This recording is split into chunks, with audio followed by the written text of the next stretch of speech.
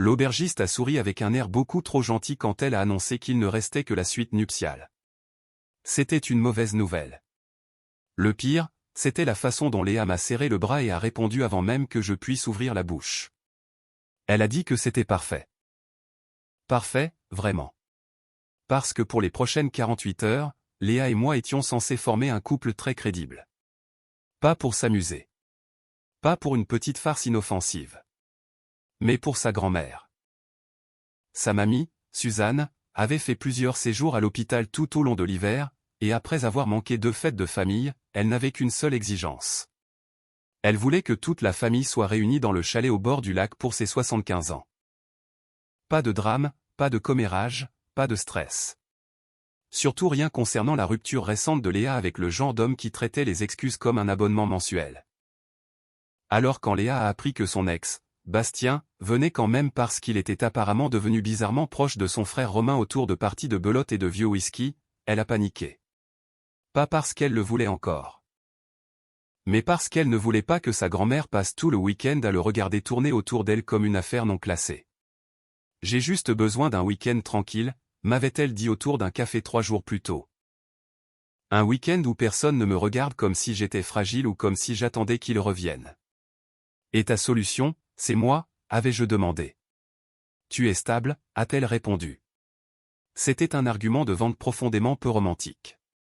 Tu es aussi doué sous la pression. On dirait que je suis engagé pour une négociation d'otages. Léa s'est penchée au-dessus de la table. Hugo, s'il te plaît. C'était bien là le problème. Je connaissais Léa depuis que nous avions 12 ans, depuis l'époque des bagues dentaires. Des mauvaises coupes de cheveux et de l'année où elle s'était fait exclure pour avoir versé du sirop de menthe dans la fontaine décorative de la mairie parce que le maire l'avait traitée d'effrontée lors d'une réunion. Elle était toujours effrontée. Juste mieux habillée aujourd'hui. Et beaucoup plus dangereuse pour ma paix intérieure. Nous avions passé des années à être ce genre d'amis que les gens comprennent mal au premier coup d'œil. Trop complices, trop familiers, trop rapides à se répondre. Le genre de dynamique qui faisait que les serveurs prenaient l'annonce de comptes séparés comme une attaque personnelle. Ma sœur a un jour regardé Léa piquer une bouchée dans mon assiette, me voler ma veste, puis me dire que ma posture était émotionnellement malhonnête avant de lancer que les amitiés normales ne ressemblaient pas à un avant-goût de mariage. Léa avait ri. Moi aussi. C'était devenu notre meilleure compétence, rire de la chose précise qu'aucun de nous ne voulait examiner de trop près. Alors oui, quand elle m'a demandé de jouer son petit ami pendant un week-end, j'aurais dû dire non. Au lieu de ça, j'ai demandé à quel point nous devions être convaincants. Elle m'a regardé par-dessus son café. Assez convaincant pour que Bastien me laisse tranquille et que mamie passe un anniversaire paisible. C'est comme ça que je me suis retrouvé à conduire à travers une tempête de neige vers une auberge au bord du lac avec un seul sac de voyage, une fausse relation et absolument aucune idée de la façon dont cela allait mal se terminer pour moi. À notre arrivée, les routes n'étaient qu'une plaque de verglas et le hall sentait le pain, la laine mouillée et la fumée de cheminée. La famille de Léa remplissait déjà le chalet principal, c'est pourquoi nous étions à l'auberge un peu plus loin. Une seule chambre restante. Un seul lit. La suite nuptiale. Le genre de situation que l'univers ne crée que lorsqu'il s'ennuie et qu'il est cruel. La chambre elle-même était chaleureuse et magnifique d'une manière qui rendait tout encore plus difficile. Un cadre de lit en fer forgé, une couverture matelassée, une lampe près de la fenêtre et une cheminée déjà allumée. Aucun canapé, aucune distance utile. Léa a posé son sac et a jeté un coup d'œil circulaire. Puis elle s'est tournée vers moi et a prévenu que si je riais, elle me tuerait. Je ne ris pas. C'est parce que tu es sous le choc. C'est parce que ta famille réserve apparemment des hébergements à thème romantique comme on lance une menace. Elle s'est frotté le front. On peut gérer un seul lit. Tu crois? Elle m'a regardé alors. Vraiment regardé. Elle ne plaisantait plus, elle n'était plus vive ou brillante, juste assez fatiguée pour être honnête. On a géré des choses plus difficiles qu'un lit, a-t-elle dit doucement. Cette phrase a résonné plus profondément qu'elle n'aurait dû. Parce qu'elle avait raison. Nous avions géré des enterrements, des licenciements, des crises de panique, l'opération de mon père, son dépôt de divorce, mon année à prétendre que j'allais bien après la rupture de mes propres fiançailles. Nous étions doués pour les choses difficiles. cela ne voulait pas dire que j'avais envie de m'allonger à côté d'elle dans le noir et de faire comme si mon corps n'avait jamais rien compris avant que mon cerveau ne lui en donne la permission. Le dîner au chalet a été exactement le genre de performance épuisante à laquelle je m'attendais. Bastien essayait de paraître décontracté. La mère de Léa nous regardait comme si elle résolvait une énigme délicieuse. Sa grand-mère, vive comme jamais, se contentait de sourire et m'a tapoté la main une fois comme si elle en savait plus que tout le monde réuni. Léa a joué son rôle à merveille, trop bien même. La main sur ma manche, des sourires faciles, se penchant contre moi quand elle riait, me regardant pendant les anecdotes comme si j'en avais toujours fait partie. Pendant le trajet de retour à l'auberge, j'avais du mal à me rappeler quelle partie était de la comédie et quelle partie avait toujours été là. Aucun de nous n'a beaucoup parlé en se préparant pour dormir. Elle s'est changée dans la salle de bain. Je me suis changé face à la cheminée comme un homme dans un vieux film essayant de ne pas échouer à un test moral. Puis les lumières se sont éteintes et Léa s'est installée dans le lit à côté de moi. Sans me toucher, sans parler, juste là. Le matelas s'est enfoncé quand elle s'est retournée une fois. La neige griffait doucement la fenêtre. Quelque part sous nous, les tuyaux cognaient dans les murs. J'étais presque endormi quand je l'ai senti. Ses doigts, légers, à peine présents, partant de la base de ma nuque et descendant lentement le long de ma colonne vertébrale à travers le coton mince de mon t-shirt. Toutes les pensées dans mon corps se sont arrêtées. Puis sa voix s'est élevée, basse et trop proche dans l'obscurité. Si on veut maintenir les apparences, a-t-elle chuchoté, tu ne peux pas devenir aussi rigide à chaque fois que je te touche. Je n'ai pas bougé. C'était la première erreur. La seconde a été de répondre honnêtement. Je suis rigide, ai-je dit dans le noir, parce que tu dessines sur ma colonne comme si nous étions soit mariés, soit en difficulté. La main de Léa s'est arrêtée. Pendant une seconde, j'ai cru qu'elle allait la retirer complètement. Au lieu de cela, ses doigts sont restés posés entre mes épaules. Peut-être les deux, a-t-elle murmuré. Cela n'a pas aidé. Je me suis tourné sur le dos et j'ai regardé le plafond que je ne pouvais pas vraiment voir. Hugo. Quoi? Tu ne peux pas faire ça et avoir l'air décontracté. Un rire étouffé. Je ne suis pas décontracté en ce moment. C'était là. Pas de taquinerie, pas de performance. Quelque chose de plus profond et de plus vrai. J'ai tourné la tête vers elle. Alors, qu'est-ce que tu es? Le silence s'est étiré entre nous. Puis elle a dit qu'elle était fatiguée. C'était juste, mais ce n'était pas toute la vérité. Je le savais parce que je la connaissais depuis trop longtemps. Alors j'ai posé la question que j'aurais dû poser avant d'accepter tout cela. Pourquoi moi? C'est un niveau de confusion insultant pour quelqu'un qui se trouve dans une suite nuptiale avec un seul lit. Je suis sérieux. Elle s'est roulée sur le dos à côté de moi. Je l'ai sentie dans le matelas. Je t'ai demandé, a-t-elle dit lentement, parce que je savais que tu n'en profiterais pas. Cela a frappé fort d'abord. Puis le reste a suivi. Parce qu'il y avait plus que de la confiance là-dedans. Plus que de la commodité. J'ai gardé ma voix stable. Ce n'est pas la seule raison.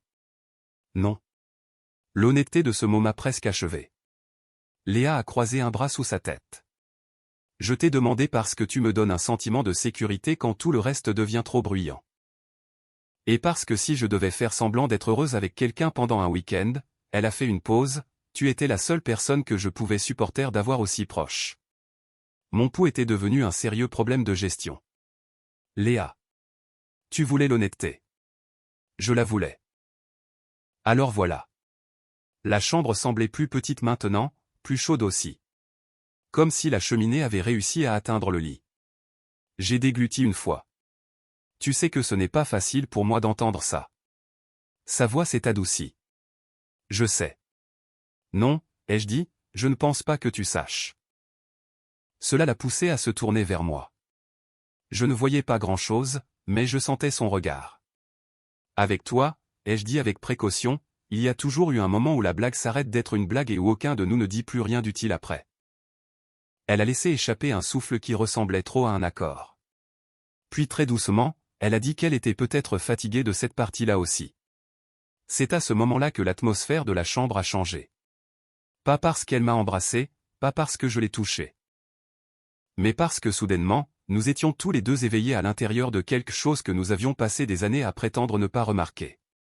Et aucun de nous n'avait assez confiance pour faire le premier pas. Un téléphone a vibré sur la table de chevet.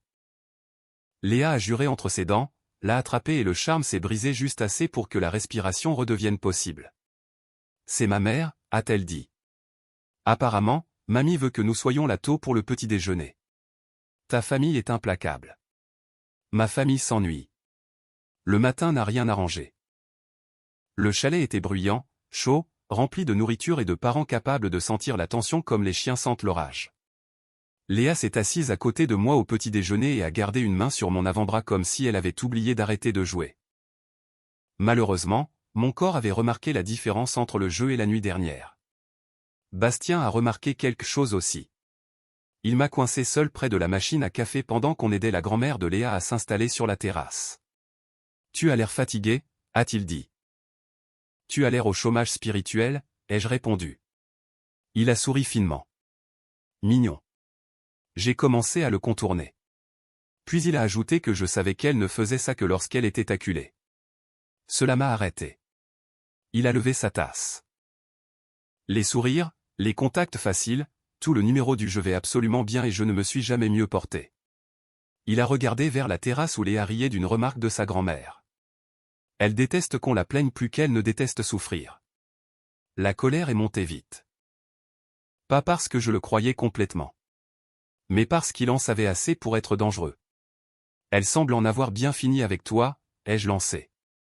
Son expression a changé, juste un peu. Ce n'est pas ce que j'ai dit. Avant que je puisse répondre, Léa est apparue à mes côtés, tout en regard doux et en acier.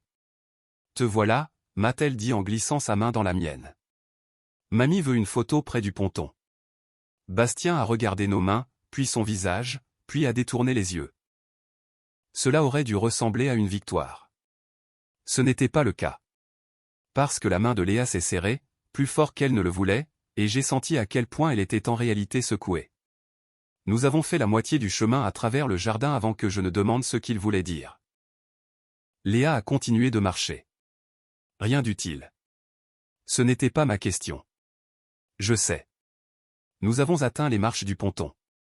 Le lac en bas était moitié argent, moitié glace. Le vent coupait fort sur l'eau et Léa s'est enfin arrêtée. Il voulait dire, a-t-elle déclaré sans me regarder, qu'il sait que je simule d'aller bien mieux que la plupart des gens. J'ai attendu. Puis elle s'est tournée vers moi, les yeux clairs et bien trop honnêtes pour la lumière du jour. Et en ce moment, a-t-elle dit doucement, j'ai besoin que tu m'aides à faire plus que semblant. J'ai froncé les sourcils. Comment? Elle a regardé par-dessus mon épaule vers la maison, puis elle est revenue à moi. Et d'une voix assez basse pour que je sois le seul à l'entendre, elle a dit que si elle me demandait de l'embrasser dans les 5 prochaines minutes, je ne devais pas hésiter. Cela a capté toute mon attention. J'ai regardé Léa. Pourquoi 5 minutes? Parce que c'est à peu près le temps qu'il faudra à Bastien pour errer par ici en prétendant qu'il veut juste aider pour les photos. Pile au moment prévu, des voix sont descendues de la terrasse. Son frère portait des chaises pliantes. Sa mère avait un appareil photo. Bastien se dirigeait déjà vers nous avec la confiance paresseuse d'un homme qui pensait que la proximité signifiait encore quelque chose. La main de Léa a trouvé ma manche. Pas pour le spectacle. Pas entièrement. S'il te plaît, a-t-elle murmuré. Alors, quand la famille a commencé à se rassembler près du ponton et que Bastien s'est approché trop près sur sa gauche, je n'ai pas hésité. J'ai pris le visage de Léa entre mes deux mains et je l'ai embrassée. Le monde entier s'est rétréci. L'air froid, son souffle coupé, ses doigts agrippant mon manteau. Un premier battement où je me suis dit que c'était pour le jeu. Puis le second battement est arrivé et ce mensonge est mort immédiatement. Parce que Léa m'a rendu mon baiser comme si elle retenait la même erreur depuis des années. Quelque part derrière nous, sa tante a laissé échapper un cri d'enthousiasme. Son frère a dit, enfin, comme un homme épuisé qui finit de remplir des papiers administratifs. Sa grand-mère a ri. Un rire vif, ravi, imparable. Quand je me suis reculé, Léa est restée proche une demi-seconde de trop. Puis elle a ouvert les yeux. Et ce qu'elle a vu sur mon visage a changé le sien complètement. Pas de la panique, pas de l'embarras, mais de la reconnaissance. La photo d'abord, a crié sa mère avec beaucoup trop d'entrain. Nous avons réussi tant bien que mal à tenir pour 3 photos. Bastien a disparu. Sa grand-mère continuait de nous sourire avec la satisfaction dangereuse d'une femme âgée qui avait survécu à la patience. Dès que la famille a été distraite par des décisions concernant le gâteau et des commentaires sur la météo, Léa m'a attrapé le poignet et m'a entraîné sur le sentier latéral vers le vieux hangar à bateau. La porte s'est refermée derrière nous. Le silence. La poussière, la corde, l'eau du lac, le vieux cèdre. Léa s'est tournée pour me faire face et est restée là, à respirer. Je lui ai laissé une seconde. Alors, ai-je demandé. Alors, a-t-elle répété. Ça ne ressemblait pas à une fausse relation. Elle a laissé échapper un court rire et a passé une main dans ses cheveux. Non, vraiment pas. Je me suis appuyé contre l'établi près du mur. Tu veux me dire ce que c'était, alors? Ses yeux se sont levés vers les miens. Plus de boucliers maintenant. Plus de famille devant qui jouer. C'était moi, a-t-elle dit, demandant 5 minutes de sécurité et obtenant quelque chose de beaucoup plus encombrant. Malgré moi, j'ai souri. Elle m'a pointé du doigt. Ne fais pas ça. Ne fais pas quoi? N'aie pas l'air ravi pendant que je traverse une crise existentielle dans un hangar à bateau. Je ne suis pas ravi. Tu le hais un peu. Peut-être un peu. Cela lui a arraché un petit sourire, mais il s'est vite effacé. Parce que la vérité était toujours là entre nous. La nuit dernière, le lit, sa main sur mon dos, le baiser sur le ponton qui était sorti du scénario et refusait de s'excuser. Léa a croisé les bras. J'ai besoin de savoir quelque chose. Je t'écoute. Quand tu m'as embrassé tout à l'heure, est-ce que c'était parce que je te l'avais demandé? J'ai répondu trop vite pour pouvoir mentir. Non. Son souffle s'est bloqué. Je me suis approché, lentement. Je t'ai embrassé parce que tu me regardais comme si tu étais sur le point de disparaître dans une énième performance. Et je ne pouvais pas le supporter. Et, ai-je ajouté, parce que si je suis honnête, je voulais savoir si hier soir n'était qu'une question de proximité et de nostalgie. J'ai soutenu son regard. Ce n'était pas le cas. Léa a baissé les yeux une seconde, puis les a relevés. Non, a-t-elle dit doucement. Ce n'était pas le cas. Le hangar semblait plus petit maintenant, plus chaud aussi, malgré le froid venant du lac. J'essaie de toutes mes forces d'être responsable, ai-je dit. Ça ne te ressemble pas beaucoup. C'est nouveau. Ce n'est pas ce que je voulais dire. J'ai souri un peu. Je sais. Elle a fait un pas vers moi, puis s'est arrêtée. Hugo, si on arrête de faire semblant maintenant, je ne sais pas comment faire marche arrière. C'était ça. La vraie peur.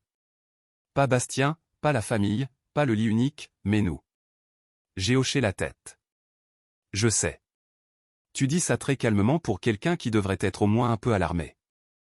Je suis extrêmement alarmé. Tant mieux. Léa. Quoi? Je n'ai pas envie de faire marche arrière. Le silence qui a suivi semblait vivant. Elle m'a dévisagé comme si je venais d'arracher le sol sous chaque version sécurisée de ce week-end pour lui donner la version dangereuse à la place. Puis elle a demandé, à peine au-dessus d'un murmure, si c'était vrai même si cela changeait tout. Je me suis approché jusqu'à ce qu'il n'y ait presque plus d'espace entre nous. Surtout si ça change tout. Ses yeux sont devenus brillants. Pas des larmes, juste trop de vérité arrivant d'un coup. Puis une voix a appelé de l'extérieur. Léa, a crié sa mère, ta grand-mère veut porter le toast d'anniversaire avant d'être trop fatiguée. Léa a fermé les yeux et a laissé échapper un souffle qui ressemblait étrangement à un mélange de rire et de défaite. Évidemment, a-t-elle marmonné. J'ai touché son poignet légèrement. On n'a pas fini. Elle a regardé ma main, puis mon visage. Non, a-t-elle dit. On n'a vraiment pas fini. Nous sommes retournés dans le froid, ressemblant tous les deux exactement à des gens qui venaient de changer leur vie dans un hangar à bateau et à qui l'on demandait maintenant de sourire poliment devant un gâteau. En atteignant les marches de la terrasse, la grand-mère de Léa nous a jeté un regard et a lancé, assez fort pour que toute la famille l'entende, qu'il était temps que quelqu'un arrête de mentir. Et sur ces mots, tous les yeux se sont tournés vers nous. Mamie Suzanne était enveloppée dans une couverture, les mains croisées sur sa canne, l'air si satisfaite d'elle-même que j'ai brièvement envisagé de simuler ma propre mort pour éviter les 5 prochaines minutes. Léa, à mes côtés, a marmonné qu'elle ne s'en remettrait jamais. Sa grand-mère a levé un sourcil. De quoi? D'être une évidence. Cela a provoqué un rire général dans la famille. Même la mère de Léa a couvert sa bouche pour cacher un sourire. Son frère avait l'air ouvertement victorieux.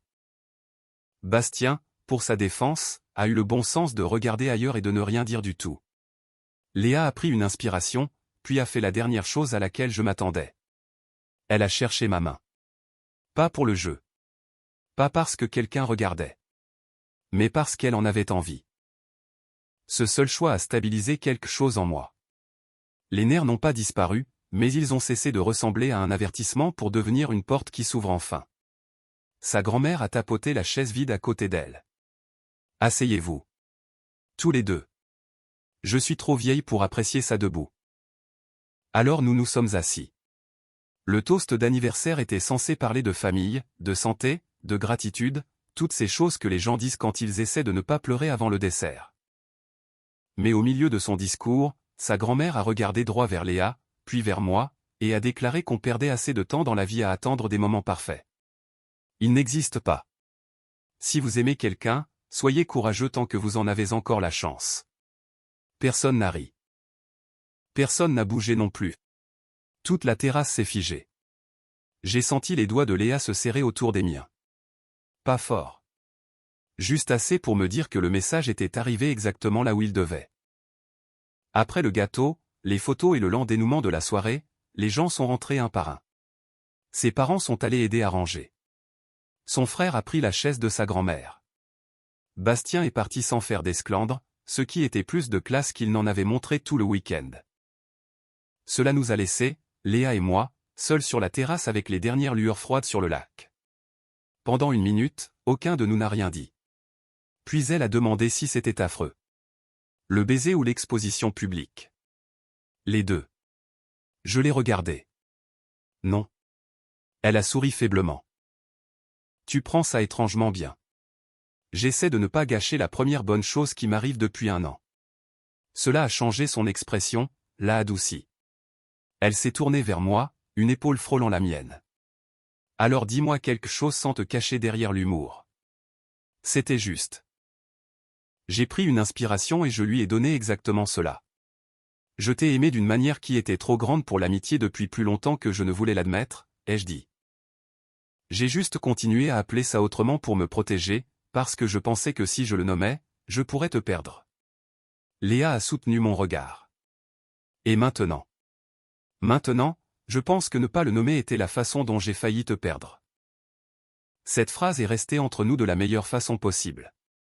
Plus de performance. Plus besoin de prétendre que la famille avait forcé les choses.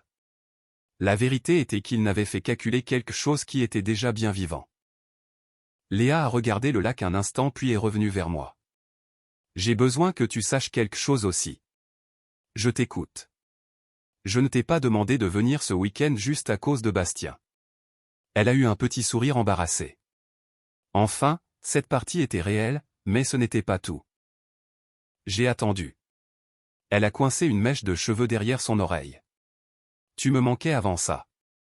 Pas de la manière dramatique qui gâche la vie, mais de la manière quotidienne. La manière d'aller faire les courses, de rentrer à la maison, la manière de voir quelque chose de stupide et de vouloir t'envoyer un message immédiatement. Sa voix s'est adoucie. Et je crois que j'étais fatigué d'être aussi proche de la vérité tout en agissant comme si ce n'était rien. Cela m'a presque achevé. Alors, j'ai fait la seule chose qui me semblait juste. Je l'ai embrassée à nouveau. Pas parce que quelqu'un regardait, pas parce qu'il y avait encore un point à prouver, juste parce qu'elle était là, honnête, et enfin mienne pour de bon. Quand nous nous sommes séparés, elle a posé son front contre le mien et a ri doucement. Pourquoi, ai-je demandé. On doit quand même partager ce lit ce soir. J'ai souri. Ça semble effectivement moins gérable émotionnellement maintenant. C'est clair. On a survécu pourtant, même si on n'a pas beaucoup dormi. On a surtout parlé. Vraiment parlé. De son divorce. Des années que nous avions passées à rire pour évacuer les choses. De tous ces moments qui prenaient plus de sens avec le recul. Au lever du jour, plus rien en nous ne semblait fragile. Exposé, oui. Nouveau, pas exactement. C'était plutôt comme si quelque chose que nous portions depuis des années avait enfin été posé là où nous pouvions tous les deux le voir. 3 mois plus tard, Léa me volait toujours mes frites. Je lui disais toujours qu'elle était impossible. Sa famille était devenue insupportable de la manière dont seules les familles aimantes savent l'être. Sa grand-mère m'appelait le garçon qui a fini par rattraper son retard, ce que j'étais forcé d'admettre comme exact. Et le plus étrange, c'est que rien ne semblait précipité après ce week-end. Cela semblait juste tardif. Tardif de la meilleure façon possible. Cette histoire nous plonge au cœur d'un des dilemmes les plus profonds de l'amitié humaine. La frontière entre l'affection fraternelle et l'amour romantique est parfois si ténue qu'il suffit d'un petit coup de pouce du destin, ou d'une grand-mère un peu trop perspicace, pour que tout bascule. Ce qui est fascinant dans le récit de Léa et Hugo, ce n'est pas tant le jeu du faux couple, mais la sincérité qui finit par briser les barrières qu'ils avaient eux-mêmes construites pour se protéger. Souvent, dans la vie, nous avons tellement peur de briser une belle amitié que nous nous interdisons de vivre une grande histoire d'amour. On préfère le confort de ce que l'on connaît au risque de tout perdre. Mais comme le dit si bien la grand-mère à la fin, les moments parfaits n'existent pas, il n'y a que des moments saisis avec courage. Cette transition entre la peur de l'aveu et la libération de la vérité est quelque chose que beaucoup d'entre nous ont ressenti à un moment ou à un autre. C'est une leçon de vulnérabilité. Et vous, qu'en pensez-vous? Est-ce que vous croyez qu'une amitié aussi forte peut réellement survivre à un passage au couple si jamais cela ne fonctionne pas, ou est-ce que le risque en vaut toujours la chandelle? Avez-vous déjà vécu une situation où vous avez dû cacher vos sentiments pour ne pas perdre un ami cher?